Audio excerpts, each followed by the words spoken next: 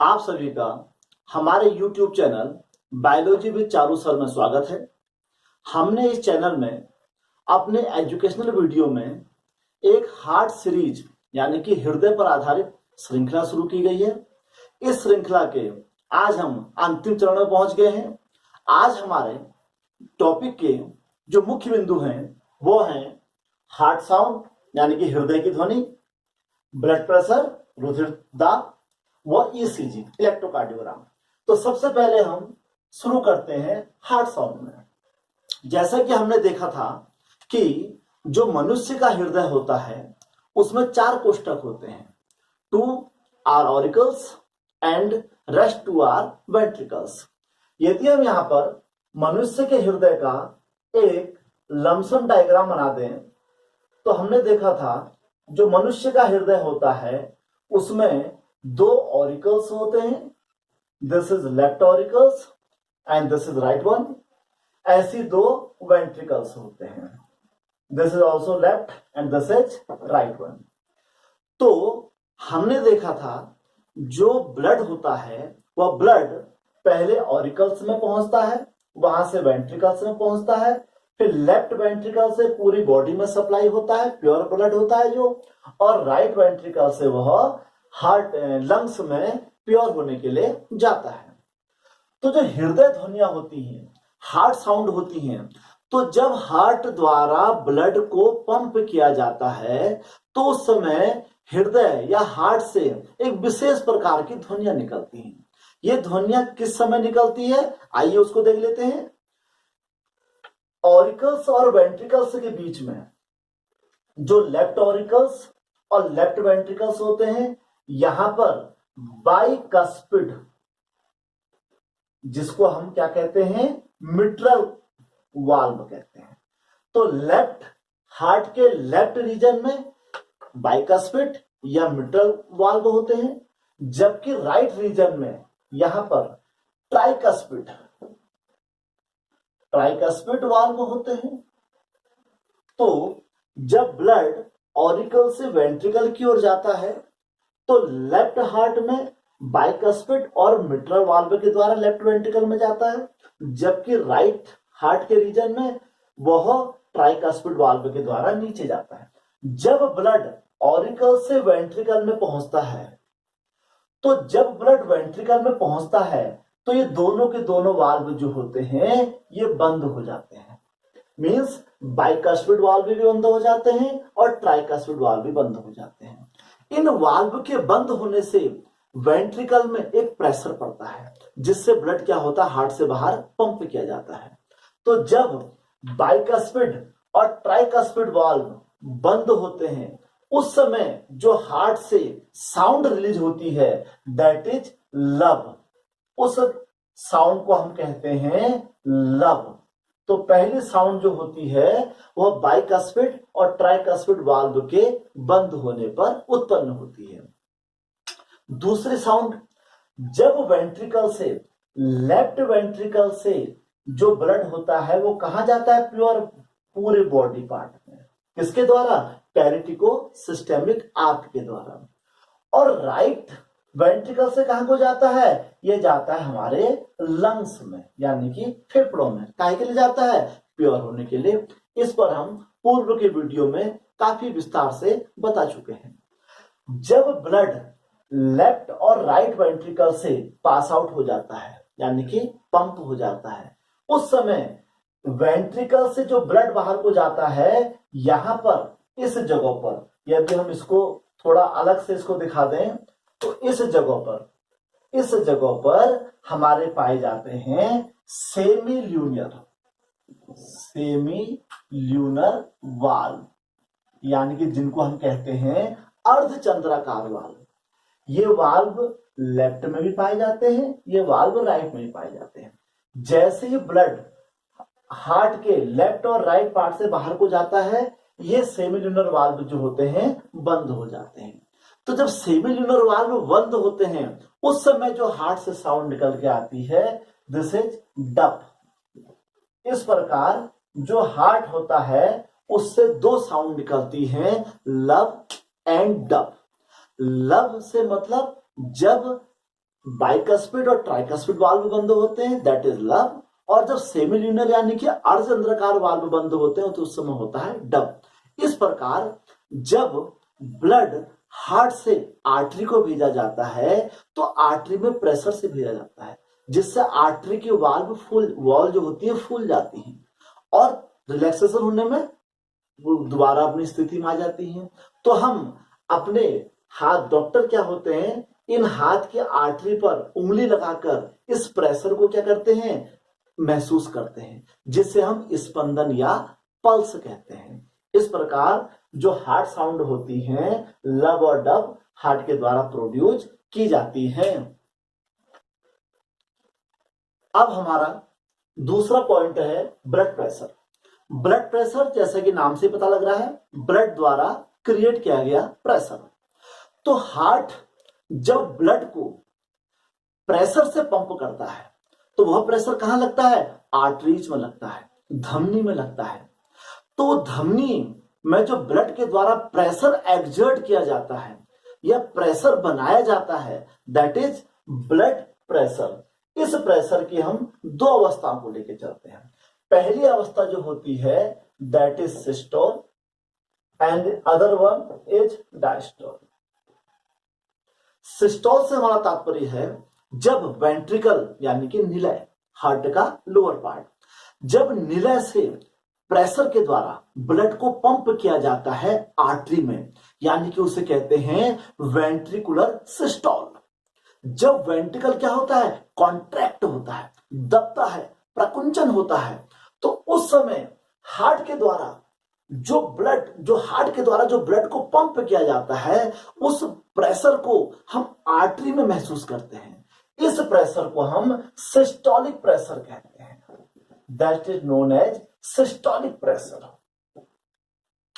और जब blood pump हो जाता है उसके बाद जो वेंट्रिकल होता है, जो निलय होता है, वो रिलैक्स की अवस्था में आता है, अर्थात फैलता है। क्यों? क्योंकि उसे अब ऑरिकल से ब्लड लेना होता है, तो उसे कहते हैं diastolic pressure. The other one is diastolic pressure. तो सिस्टोलिक प्रेशर से मतलब जब वेंट्रिकल क्या होता है, कॉन्ट्रैक्ट होता है, जब उसमें सिस्टोल उत्पन्न होता है, जब वो ब्लड को प्रेशर के साथ बाहर भेजता है, दैट इज सिस्टोलिक प्रेशर। और जब वेंट्रिकल रिलैक्स होता है उस समय जो उसके अंदर प्रेशर एक्सर्ट होता है उसे डायस्टोलिक प्रेशर कहते हैं। अमूमन जब हम डॉक्टर के पास अपना ब्लड प्रेशर को नापाने जाते हैं या हम उसे मापने जाते हैं तो डॉक्टर हमसे कहता है ऊपर का ब्लड प्रेशर इतना और नीचे का ब्लड प्रेशर इतना। असल में ऊपर और नीचे से हमारा मतलब है सिस्टोलिक और डायस्टोलिक। इसका जो मेजरमेंट होता है, जो स्टैंडर्ड जो इसका मानक होता है 120 और 80 mmHg। इसकी जो यूनिट होती है उसे हम mmHg, mm means millimetre, Hg means mercury से मतलब है। तो जब हम अपने ब्लड प्रेशर को काउंट करते हैं तो उसके लिए डॉक्टर के पास एक यंत्र होता है जिसे स्फिग्मोमैनोमीटर कहते हैं, जिसको हम ये इस प्रकार यहां पर देख सकते हैं। इस यंत्र में डॉक्टर क्या करता है, एक कफ होती है, उसको हमारे ब्रांचियल आर्टरी, यहां पर हमारे ब्रांचियल आर्टरी होती है जिसे बाहु धमनी कहते हैं। इस बाहु धमनी में उस कफ को काफी टाइट करके बांध दिया जाता है। उसके पश्चात वह क्या करता है, उस कफ में क्या करता है, प्रेशर बनाता है। तो जब पंप करता है तो प्रॉपर उसमें प्रेशर आना शुरू होता है।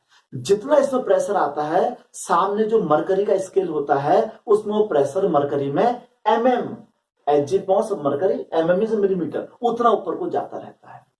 एक जगह विशेष पर आकर डॉक्टर क्या करता है, उस प्रेशर को रिलीज करना शुरू करता है। जब उस प्रेशर को रिलीज करते हैं तो उस समय वह स्टेथोस्कोप उस यंत्र के यहां पर, जहां पर हमारी ठीक बाहुधमनी होती है, वहां पर उसको लगा देता है। जब क्रमशः मरकरी डाउन आती है तो जैसे ही स्टेथोस्कोप में पहली साउंड उसको सुनाई देती है, that is known as systolic pressure. वह हमारा वेंट्रिकल का कंट्रैक्शन का प्रेशर होता है। और जब क्रमशः पारा नीचे को आना शुरू होता है, जिस स्थान पर आकर वह साउंड बिल्कुल फेड यानी बंद हो जाती है, वह हमारा डायस्टोलिक प्रेशर होता है। इस प्रकार स्फिग्मोमैनोमीटर और स्टेथोस्कोप की सहायता से हम ब्लड प्रेशर को काउंट करते हैं। जब हमारा सिस्टोलिक ब्लड प्रेशर 120 के ऊपर पहुंच जाता है तो उसे हम हाइपरटेंशन कहते हैं, और जब ब्लड प्रेशर हमारा 80 से नीचे पहुंच जाता है तो उसे हम हाइपोटेंशन कहते हैं। यह दोनों के दोनों स्थितियां जो होती हैं हमारे हार्ट के लिए सही नहीं होती हैं। तो अब हम,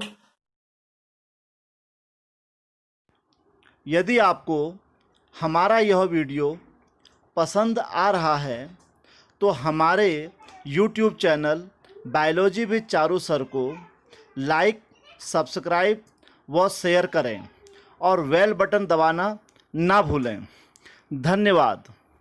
अब हमारा जो तीसरा अंतिम पॉइंट है ईसीजी। ECG means electrocardiogram. इसको हम कहते हैं इलेक्ट्रोकार्डियोग्राम। असल में ह्यूमन हार्ट की अवस्था, उसके हेल्थी स्टेज को पता करने के लिए इलेक्ट्रोकार्डियोग्राम नामक यंत्र से हेल्थ की कंडीशन को पता किया जाता है। इसमें क्या होता है, जब मनुष्य के हृदय में स्पंदन शुरू होता है, हार्ट बीट शुरू होती है, तो हमें पता है जो मनुष्य का हृदय होता है, जो उसमें हार्ट बीट पैदा होती है, क्योंकि हृदय क्या होता है, मायोजेनिक होता है। मायोजेनिक मीन्स पेशीजनित होता है, अर्थात हृदय के अंदर अपना स्पंदन स्वतः उत्पन्न होता है। तो हृदय के अंदर स्पंदन कहां शुरू होता है, ऐसे नोड के द्वारा शुरू होता है, साइनो ऑरिकुलर नोड कहते हैं, जिसे कि हार्ट का पेसमेकर भी कहा जाता है। यह क्या करता है, हृदय के अंदर स्पंदन शुरू करता है।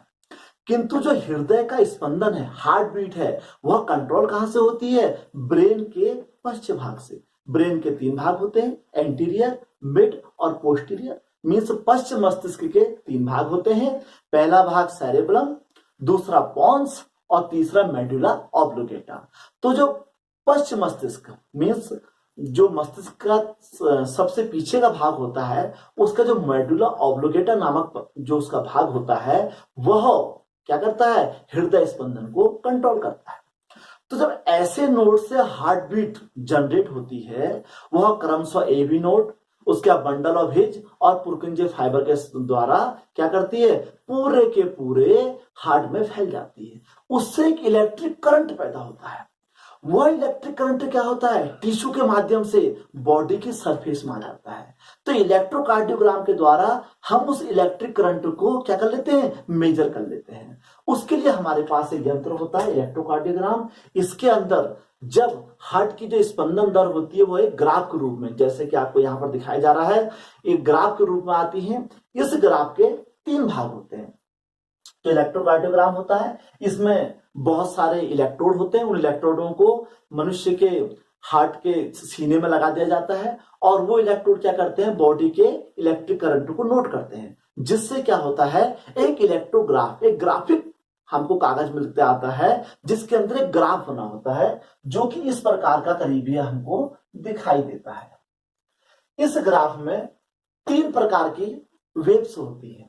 पहली P, then Q, R, S and T.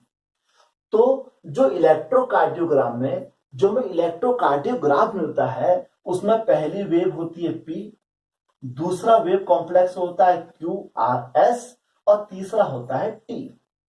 इसमें से जो पी वेव होती है वह किसको बताती है, ऑरिकुलर सिस्टोल। जो पहली वेव होती है वह जब ऑरिकल हृदय में अलिंद ऊपर का भाग संकुचित होता है, कंट्रैक्ट होता है, वह टाइम कितना होता है, 0.1 सेकेंड का। तो जो पी वेव होती है वह ऑरिकुलर सिस्टोल को शो करती है।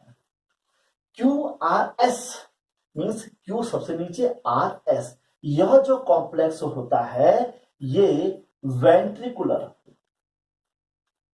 सिस्टोल को शो करता है, जो 0.3 सेकेंड का होता है, जो कि एबी नोड से शुरू होता है। तो जो पी वेव होती है वह ऑरिकुलर सिस्टोल को शो करती है, क्यूआरएस जो होता है वेंट्रिकुलर सिस्टोल को शो करती है, और जो टी होता है यह वेंट्रिकुलर सिस्टोल के अंतिम चरण को या निलय के रिपोलराइजेशन को, विध्रुवीकरण को बताती है।